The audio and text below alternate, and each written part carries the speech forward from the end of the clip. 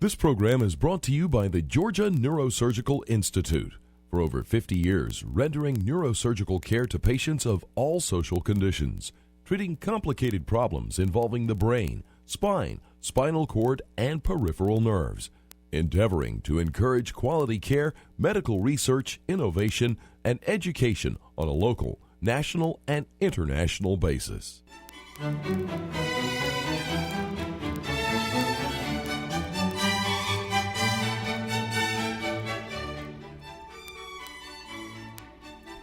Good evening. My name is Joe Sam Robinson, and it's my pleasure to have with us tonight Mr. Jim Marshall, who for many years represented this district in Congress. Welcome, Jim. Well, happy to be here, Sam. So it's a pleasure, my pleasure as well. And tonight, maybe we can start off with a discussion about your journey through life, if we can, if you would indulge me on that subject. But you were in Washington for 8 years, is that right? And I'm sure you saw lots of things that were both elevating and occasionally less so. Is that right, in your time there? Well, Washington is an interesting city, and an awful lot goes on in Washington. After being elected, yes. I recall my first visit to Washington. Yes. We were going, I had not been sworn in as a member of Congress at the time, and we were going to have new member training. So we were all at the Capitol Hilton, and when I came in, I was issued, among other things, a BlackBerry, because it was the only thing that was effective in communicating yes. during 9/11. Yes. Room key, and it happens that this was where the meeting of the annual Catholic bishops yes. for the yes. country. So I go to get on the elevator. Yes. The doors open, and there's a bishop, and yes. two young women. Yes. And I'm Catholic, and I'm yes. going to be in an elevator with 3 bishops, and I'm a little worried about yes. this. Well, I think did you attend parochial school in younger days? Yeah, I did. So you were equipped for this, so I hope. I get on the elevator. Yes. And we're going up, and stone cold silence on the yes. elevator. Yes. And one of the young women yes. has a shirt with a symbol on it, and yes. I want to break the ice. I'm from Macon, Georgia. Yes, right, yes, yes. So I asked her what that symbol is. Yes. And she replied, "Gay and lesbian Catholics for," at which point my blood yes, pressure right, had gone right. up. That's a really, yes, and, yes. And then she starts talking to this bishop about why she couldn't have communion that morning yes, in the yes, National yes, Cathedral. yes, and yes. as I'm going up listening to the conversation right, between the right. two of them, I said, you know, I don't hear these kinds of conversations in Macon all that no, often. No. And so Washington does give you. So you know, really, the world comes there, and generally with hat in hand too. Is that right? I mean, so people are there for one reason or another. Many times to extract an extra shekel for some causes that are worthy, and some less so. Is that a fair statement? Well, what the federal government does has an impact on an awful lot of our economy and our lives generally. Yes. And so there are a lot of interest groups yes. that have a presence in Washington. Yes. Trying to steer legislation in the right direction, try and keep things from heading in the wrong yes. direction from their perspective. And that's no surprise. Any democratic system is going to have representatives who listen to yes. a broad range right. of right. people with different interests trying to figure right. out what the right thing to do is. Now let me throw you a little softball. I think the bat is on your shoulder here, but obviously I think people in this part of the world are suspicious of what goes on there. I mean, should they be suspicious of the machinations in Washington? I mean, obviously they're very honorable people there, many honorable people, and maybe just the more lurid events make their way into the media, but do you think the country's interests are well served by the situation that exists there? Any comments? Well, I think that the House of Representatives is pretty dysfunctional. Yes. And it's largely because the House, under its rules, controlled by the party in power, whichever party that yes. Is controlled these days by folks who are way to the left or way to the right. Yes. Most Americans aren't way to the left yes. or way yes. to the right. Yes. They're kind of in the middle. Yes. And there's just a structural problem yes. there with getting reasonable legislation passed. And Americans see that time and yes. again. I found during my time in Congress, when there was a big dispute over a yes. particular piece of legislation, never was the product something that you could be really proud of. It always had stuff in it that yes. was pretty bad. And it's because of the structural problem that Washington has. Do you have an awful lot of great people there? Absolutely. Do you have some folks who probably ought not to be there? Yes, but yes. that's true of any system. Yes. Generally, though, Washington, at least during this era, is pretty dysfunctional because of the partisanship and the polarization. Yes. Now, I think one of your hats that you've worn in your journey through life is you've been a law professor. Mm-hmm. And so maybe we could just talk a little bit about the rules that govern Congress. Now, these rules were not put in the Constitution or they've just been formulated by different political events over the course of our history. There's no reason they could not change. Is that correct? I mean, it's just a very arbitrary... The rules that govern process in the House and process in the Senate are adopted by each body as the first order of business each term. Right. And so what happens in the House is those rules, largely the rules that govern procedure in the House, were created at the turn of the century by a very strong speaker who was interested in having power. And so those rules are rules that give an awful lot of power to whoever the speaker is. Yes. And those rules are the rules that apply for the 2-year period in the House. Yes. Senate's rules are slightly different. But yeah, you're right. We're governed by rules. If you didn't have rules, it would be just absolutely chaotic. You couldn't really get anything done.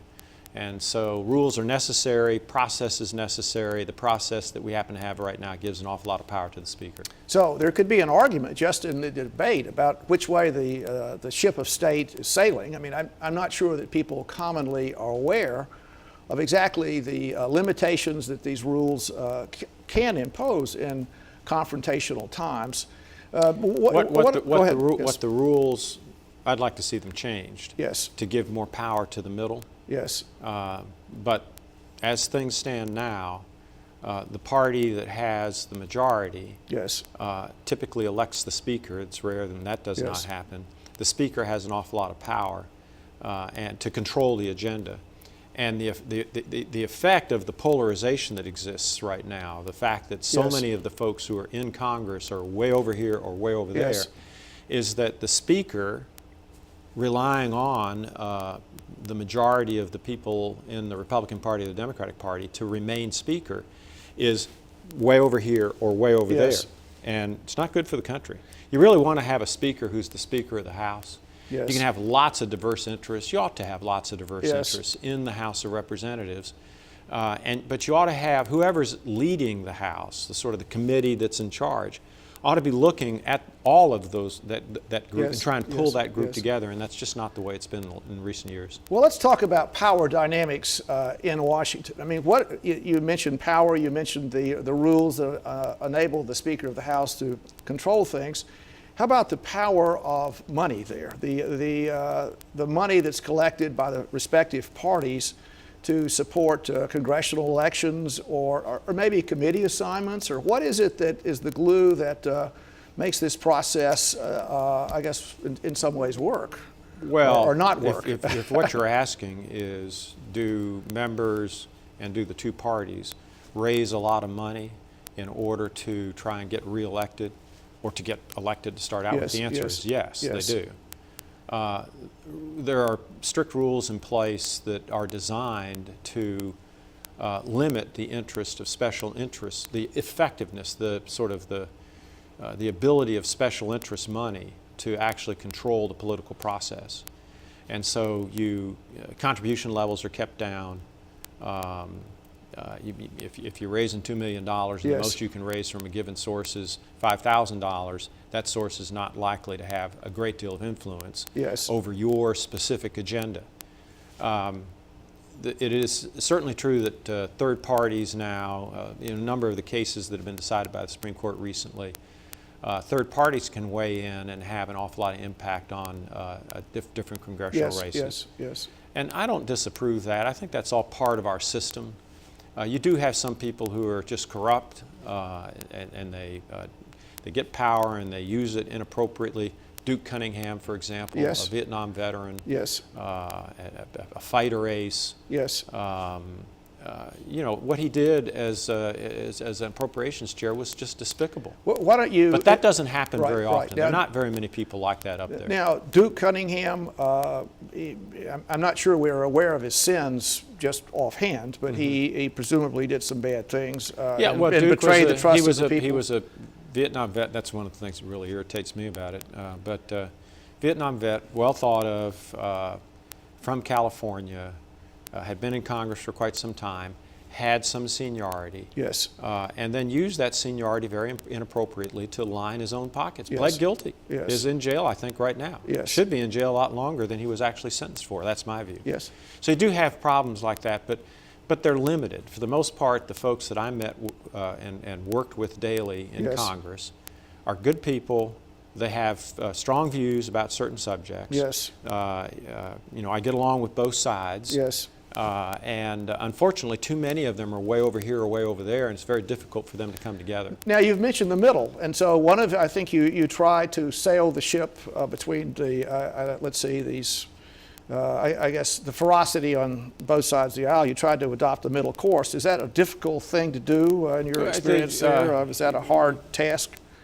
People are generally familiar with what a bell curve looks like, you know, and so the bell curve looks like this, and let's say political opinions in the United States generally, you know, among the populace sort of looks like that. Right, yes. Unfortunately, in Congress right now, at least in the House of Representatives, and the problem in the House infests the Senate, right now it's bimodal, so it's a bump, little middle, bump, and instead of the curve. Yes. And so the group that's in the middle is a small number of folks. They're kind of where most of the country is. Yes. But they're not where most of the members of Congress are. They're over here or they're over there, not in the middle. And one of the problems that we've got is that when the public gets irritated about the way Congress is behaving, typically it's the people in the middle that get swept out. Yes, yes. Whether you're Republican, a moderate Republican, or a moderate Democrat, you get swept out. As a result, the middle is always junior, and the middle has staff members that are always junior, and so the middle is not nearly as effective as the sides are as far as sort of charting the course of Congress. It's a structural problem. It's the structural problem that I described to start out with. And it's a real problem for the country. I'm sort of pessimistic about the ability of the House of Representatives to get anything substantial done. Well, now, shouldn't this be, if you have thoughts about how the system would work better, I mean, we live in a free country here, maybe these views should be widely expressed and known. I mean, it's not, the American people certainly have a vested interest in making the process as equitable as possible. And I mean, it seems to me that if there are certain things that don't seem to comport with our national purpose, they should be commonly spoken about. That would be and I don't know if we hear this conversation much. Well, no, there are plenty of people out there who talk about this. It's kind of boring, you know, it's not real exciting. You know, the ones that get the attention on TV are typically the screamers over here or the screamers over there. You know, they're the folks that will keep us watching the television, and so they're the ones that get the TV time. And you're left with this impression that Congress is full of these people and those people. And actually, there are a fair number of people who are sort of in the boring middle, trying to figure out the reasonable solution to different problems. And I think a lot of people in the country know that. They also sort of felt caught by this nonsense back and forth in the House of Representatives. They don't know what to do about it. There's several things that can be done. One thing, when a member of Congress says, look, I'm sort of a common sense conservative, trying to just do the right thing for the country and for the people that I represent. I'm a centrist, I'm trying to pull people together. Look at how they vote. And if they're voting with their leadership all the time, then they're part of the problem, not part of the solution in all likelihood. And so that's one thing, if we could actually, as voters, focus on trying to put in Congress people who are actually going to disregard their leadership from time to time and do what they think is right. Another thing is I think there needs to be some structural solutions here. You know, when you and I were driving down here this evening, one of the things that you mentioned is the debt crisis that we've got right now. And how do you solve the debt crisis? I'm pessimistic about the ability of Congress to come up with a reasonable solution. I'm real pleased to hear that Republicans have lately decided that in order to extend the debt limit, they're going to insist on a balanced budget amendment being passed. That would be a structural way to force Congress to come together. I actually formed, along with a Republican, Yes. Formed the Balanced Budget Caucus, Yes. and co-chaired the Right. Balanced Budget Caucus, and thought that structurally something like that needed to be done to sort of force Congress Yes. to be better stewards of the tax dollars. Well, that's a good word. I like the word steward. But I mean, I won't belabor the point, but aren't there some economic difficulties with that kind of amendment in Keynesian economics? I mean, I think many people have blundered through Economics 1, a basic economics course. And the idea is that some of the economic theory is that in a time of where the demand is diminished and we're getting into a vicious business cycle, it's important for Congress to have, or someone to have the ability to basically, on a macro basis, not balance the budget. Right. Run a deficit for a while. Yes. This would permit that, but Yes. it requires a 60% majority. In Yes. other words, it just requires a supermajority in order Yes. to run an unbalanced budget. But generally speaking, we ought to be running balanced budgets, and during good times, we Yes. ought to be putting money away to reduce our debt, not continuing to run up the tab. Now, let me ask this. I mean, are the statistics good enough to say what exactly the budget is or is not? I mean, there seems to be many things that are kind of off budget. There are many things that are complicated. I mean, there's Lyndon Johnson with the Social Security, just basically putting those funds into the national coffers to minimize the economic impact on the budget and the Vietnam War. Lots of things like that have happened. I mean, do we really understand what truly a balanced budget is? Yes, we do. I'm happy to hear that. I mean, this confidence, I hope the voters... I'm quite sure that the folks watching tonight would not like us to go into the details. But yeah, there are experts out there who have studied this for a long time, and there's a very careful process that's put in place to assure that you can't sort of end run it with some devious scheme. Well, I would just make a comment that there's many a lawyer, I hope there are lawyers watching afoot, or shall I say a person that is knowledgeable about how to overcome the difficulties imposed by legislative statute. There are ways to get around it. And I won't overkill the comment, but do you think that the unknown expenses of the country are appropriately dealt with? We do know what our financial circumstances are. Can we put together a system that's guaranteed to somehow head us in the right direction? Yes. Maybe not, but why not try? And that's what this balanced budget amendment seeks to do. It's an attempt to head us in a better direction as far as managing our money is concerned. Yes. And so this would be a constitutional amendment, would it? Is that what the idea? Yeah. And I think it'd pass the states in a heartbeat. Yes.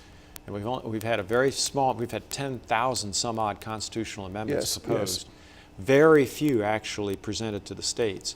I think that this constitutional amendments would roll through the state legislatures very quickly and be approved real quickly. Well, it's certainly true that I would say, looking at state government and many local constituencies, that they run their budgets far better than do the feds. I mean, and there are reasons for that, but is that an understatement? I mean, certainly the feds have big problems with those shekels. Am I wrong to say that? Well, I mean, everybody knows there are just dozens upon dozens of examples of poor management by state and local, hundreds upon hundreds of examples of poor management by state and local government. And right now there's state and local governments that are in huge trouble where pension benefits obligations are there are a number whose Moody's ratings have been dropped to. I mean, it's not that the federal government is anything to really be happy about right now as far as money management is concerned, but generally speaking, we do know where the money is, what we're spending money on. It is complicated stuff, got a lot of bright people doing that.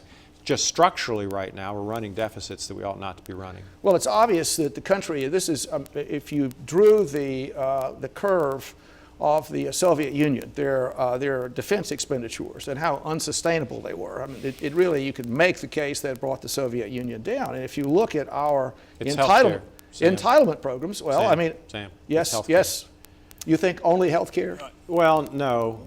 There are other issues. I mean, obvious savings that can be had in lots of different areas. Yes. But the huge thing that's killing Yes. killing the country as far as costs concerned is healthcare. Yes. As a matter of fact, Huge opportunity. Jim, actually, we're somewhat on the same page on this subject because, as you know, that's one thing I often harp on, is the necessity in the country to make healthcare a more efficient, effective parameter of our society. And if we cannot accomplish that, we're obviously headed for hell, are we not? You know what we ought to do is talk about that in another show. We should do that. In the meantime, that's worth an entire show. All right, show. okay. Right now I'll ask another question, and we'll have a few minutes here. Well, let's see. One of the things that might not be commonly known about you is I guess your history of public service in your family. But is that correct? The Manhattan Project, where you have yes.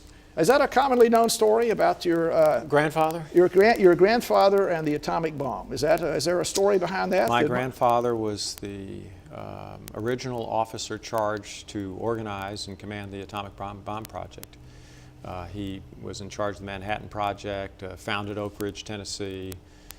Groves was brought in. Yes. My grandfather was a colonel. Groves was brigadier general. Yes. And so Groves took over and made the final move to Los Alamos. But Pop was very actively involved in the development of the atom bomb. Was he the engineer in Manhattan? I mean, is that a connection? Was he the engineer in charge of Manhattan? Well, he was a Army Corps of Engineer colonel. Now, those are the smart guys, am I correct? They come out of West Point. Yeah, they're top grads. Yes. And he was assigned to manage this. Yes. And so that's what he did. Yes. And did so very effectively. And then your father, likewise, was a general. Is that correct? He was. Both were general officers. Dad, interesting, Yes. Here's my grandfather, the original Army officer assigned to develop the atom bomb. Yes. And my father was the original Army officer that was in charge of our first attempt to actually field a missile defense system. Really? It's the one that Nixon scrapped with the treaty with China. So it's interesting. Here's the son defending the father's weapon. Yes. Well, that's a rather good story. Now, there was a strong family push for you to go to West Point. Is that correct? Mm-hmm. And I think your interest in agriculture persuaded you to go somewhere else. Is that correct? My dad wanted me to promise him that I would make a career in the military, and I was 17 at the time, and yes. And I told him that I couldn't honestly make a promise like that, so he asked me not to go to West Point. And I wound up, as you refer to it, at the agricultural school, Princeton. So there was, did you were able to indulge your interest in that direction there, or was it difficult? Really, I don't think they have an ag program at all. Okay, we've established that. And but then you actually did have time in Vietnam, is that right? And you were well, yeah, that was a difficult time. You were there. I mean, you saw all of this. We as a country, we were really torn by the war, and after the Tet Offensive, I just decided that I should go. I should join. Yes. So I enlisted, and I dropped out, and for 2 years was in the military, and then came back and finished college. And Ranger training was something that's something that was extraordinary experience. Is that right? To start with an extraordinary experience. I tell people this all the time. The most interesting, fulfilling, challenging thing I've done in my life, the most rewarding, was serving in the military, and particularly in combat. Yes. That nothing I've done comes close. Now, I've done a lot of things in my life, but nothing comes close to that. Yes. And I screwed up a lot. I made a lot of mistakes. I did things I shouldn't have done and failed to do things I should have done. But overall, and I changed a lot of that stuff, but overall, just a great experience. Yes. Well, it's impossible to go through life without some blunder. I mean, is that fair to say? I mean, only perfect people go through lives without blunders. And there are very few of us around. Well, that's a little joke. Only a few of us around. That's a little joke there. Well, and so you had all these adventures, and I think you were also at one point a lumberjack. Am I correct on that? And what was it like in your in your lumberjack days? Were you in the tall trees, or? Well, I was out west, and the trees were quite a bit bigger than they are here. Yes. And that period of my life didn't last as long as I thought it was going to last. I actually I was pretty actively involved and was about to buy a farm, and I had a partnership in a small logging business, and we were doing quite well, and then I fell a tree on myself. Yes. As I said, there are blunders. I mean, apparently that was one of them. That wound up, and you would consider the next move to be a blunder as well, and that was going to law school. Well, actually, some of my best friends are lawyers, so and I've got relatives that are lawyers. I don't want to be too hard on the profession, but that's not that might not keep you out of heaven totally to have done that. So you did that, and that was in Boston. You were there, and then you came to Macon and this part of the world. And your wife, I don't know if these are common stories, I'll throw some of them out, but let's see, your wife has a very interesting name, is that correct? That's true. And my wife is Camille, and her name was used intentionally. It was a gift to her as a graduation gift from high school, used to name Hurricane Camille. Yes. And does that match her temperament, or maybe she's watching? Well, is that true or no? Lots of people say that it does. Camille, if you're listening, please be merciful. Yes. But they retired it. Yes. So. Yes. So the name can no longer be used. Is that right? Yes. Yes. That's right. Well, now as you've had your journey through life, you've had this experience in Congress. Is there anything that you regret from your time there? I mean, some that you wish you'd done differently, or is that a hard question? No, I really don't think about that. I'm sort of a person who looks forward and doesn't dwell on the past. Right. And, there are a couple of votes that I remember right after I made one vote, I thought, oh, that was a mistake. I shouldn't have done that. And then I actually sent letters to lots of people saying, and I think I put something in the congressional record that. Right. But generally, no. I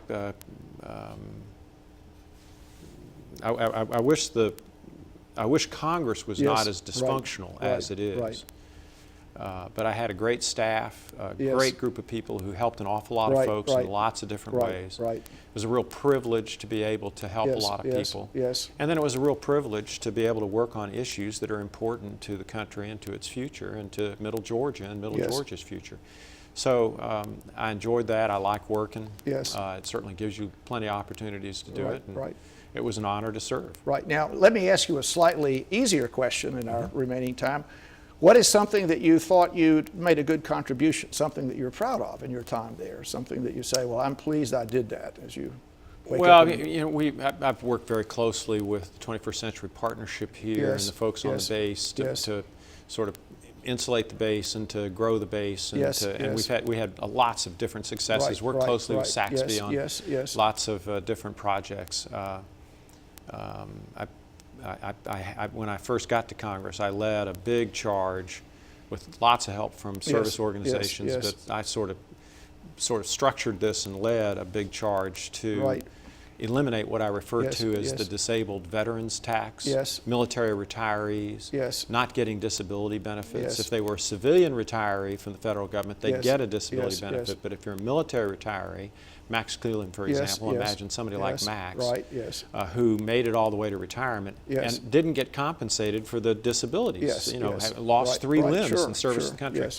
And there are tens of billions, maybe more, hundreds of billions of dollars over time that will go to disabled military retirees that might not otherwise have gone to them as a result of this sort of charge that I led that a lot of other people were involved in, so I don't claim credit for the actual execution of it, but very actively involved in that. And then probably if I sat here and thought about it, but again, I don't dwell on, I don't have a list of cards, I screwed this up, oh, that was great, you did all these wonderful things here.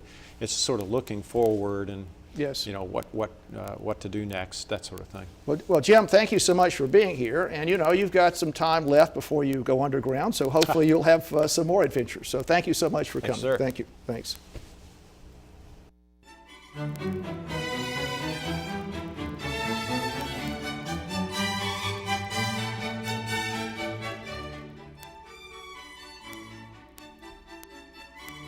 This program is brought to you by the Georgia Neurosurgical Institute.